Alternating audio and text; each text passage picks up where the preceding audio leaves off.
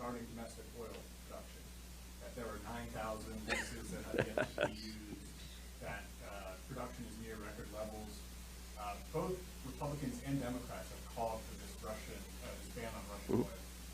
Does industry have some responsibility at some point to increase production on their own? Or what would you like the Biden administration to do in that regard? Well, President Biden and the Biden White House's talking points on energy are both inane and contradictory. The Biden White House maintains that decreasing supply does not impact price.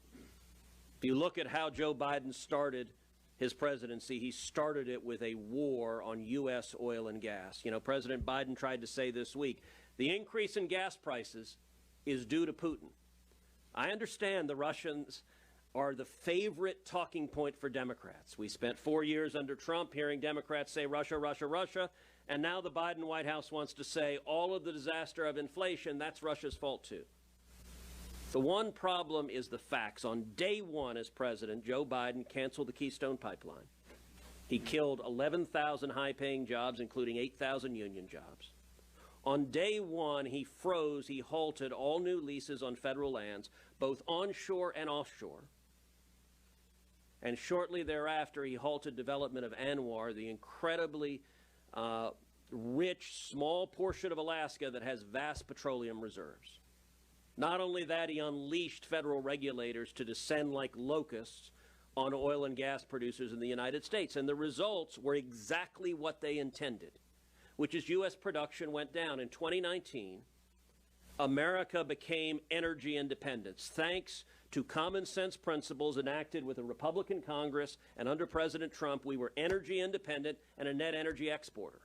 Last year, under 2021, we lost that status. We are now a net energy importer, thanks to the disaster of the Biden energy policies. As the rig count plummeted, our production plummeted, and when supply drops, prices skyrocket. Before Putin ever invaded Ukraine, gasoline prices in the United States had risen 48%. And their latest talking point is there's all these wonderful permits that just the oil companies, for whatever reason, don't want to drill upon.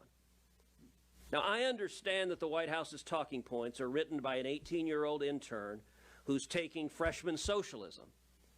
But it would be good to have someone who's actually worked in the private sector and has some awareness of how energy is produced. Energy producers will drill for oil and gas wherever it is profitable, wherever it is viable. Many of those permits are not being drilled because if you got a natural gas well that you're trying to drill, you have to have a pipeline to carry the gas from the well to its end users. And the Biden administration is also freezing pipelines. You've got to have an environment where those resources can be profitably developed.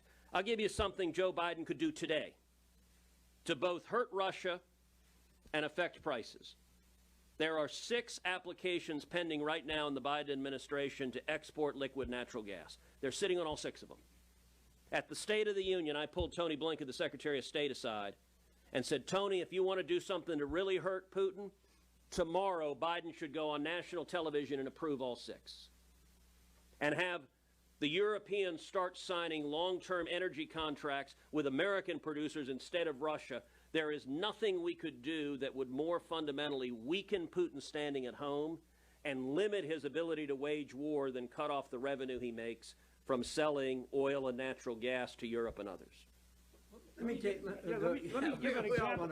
give an example in my state. My state, we were producing 1.5 million barrels a day. Just a little while ago, 1.5 million barrels a day.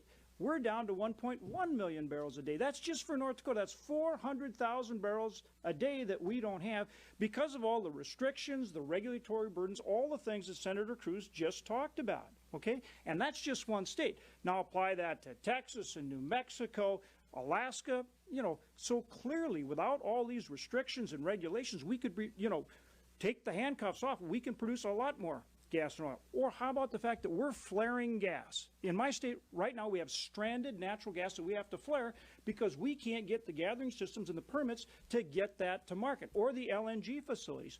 All these things have an impact right now as well as in the medium and longer term. How it defies common sense that at a time with energy prices spiking, $4.25 a gallon is the average today, and it's going up here at home. Our allies need oil and gas. Instead of saying, hey, let's empower American ingenuity to produce this oil and gas here where we have the best environmental stewardship in the country, and instead he's going around to Maduro in Venezuela or Iran or anywhere else. I mean, it's unbelievable. So that's what we're saying. That's what the American people know should be done right now. It's common sense.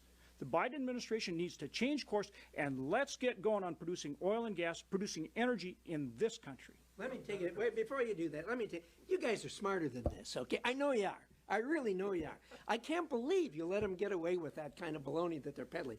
I'm going to use just one narrow part of it that the American people will understand. Prior to the Ukrainian war, in the last 2 weeks in February, there were zero Russian oil came in. They shut the private sector shut it off themselves. Said we're not going to do it.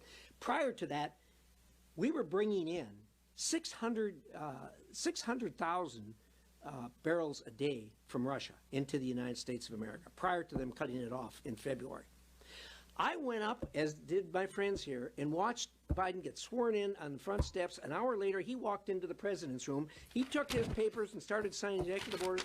And one of them he shut down the Keystone Pipeline.